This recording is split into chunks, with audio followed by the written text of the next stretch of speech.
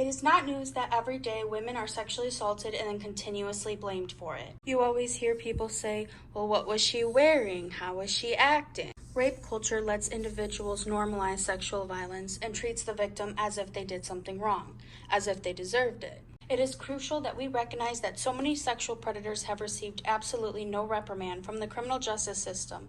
They've been released right back into the society that they let down, right into a pool of new victims. Today we will be learning about the criminology behind victim blaming. According to the Canadian Resource Centre for Victims of Crime, victim blaming is the devaluing act that occurs when a victim of crime is held responsible for the crime that is committed against them. The criminology of victim blaming is very deep-rooted. There are many different criminological theories that can be used to help individuals understand why exactly those choose to believe the rapist instead of the victim. Crippen brings up the sexual script theory, which focuses on each person and their sexual actions. This theory speculates that if one is sexually experienced or has had many sexual partners, rape may be justified, and it is okay, whereas if one is not sexually experienced or has not had sex in the past, rape will not be justified. This is Jessica. She's a college student who enjoys partying on the weekends and does have many different sexual relations on the weekends. Unfortunately, one weekend she is sexually assaulted. When she goes to the campus police, they take her police report and leave it at that. The next morning, she is told that they will not be moving forward with her case. She is devastated and does not understand why. Gossip around the town is just, why was she wearing that? Did you see what she was wearing? Why does she ever think she would get justice in a red dress like that? She has had many sexual partners. I'm pretty sure she probably wanted that. That was not rape. Even adults said that about her. Professors. Moving on, we have Lucy. She's a very quiet college student. She goes to a party one weekend, her first college party. She's also sexually assaulted the day right after Jessica. When she goes and reports it, the chief of police asks around and finds out that she has never had sex before. It's weird why everybody knows that, but they do. She's never had sex before. That's apparently all he needs to know to move forward with her case. The next morning, Lucy gets a call and is told that he will be taking this seriously and moving forward with her case. So let's talk. What's the difference here between Jessica and Lucy?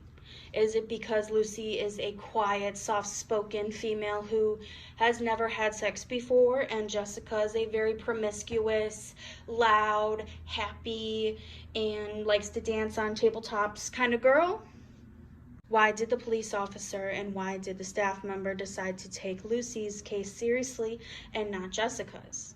Megan Crippen's theory, the sexual script theory, states that because Jessica has had many sexual partners in the past, that means that Jessica deserved it. But because Lucy has never had sex before, she did not deserve it and she will get the justice. So Lucy gets justice, Jessica does not. Thank you to Lucy and Jessica for sharing your stories. Now we will move on to Brad.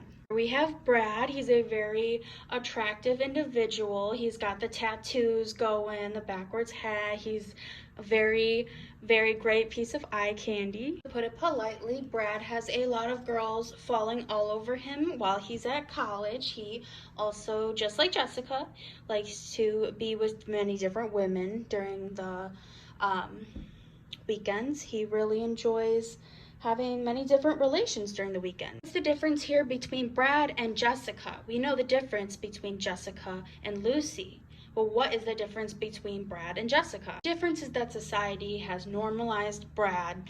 Brad getting all of these girls, sleeping with girls on the weekend, it's fine. When Jessica does the same, she is a slut, she is a whore.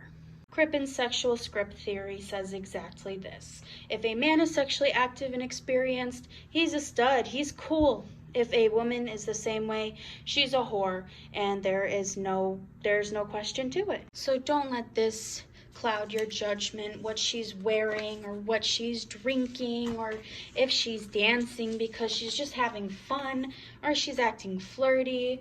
Don't let that cloud your judgment. Don't be a victim blamer just because of these reasons. Part of the chain.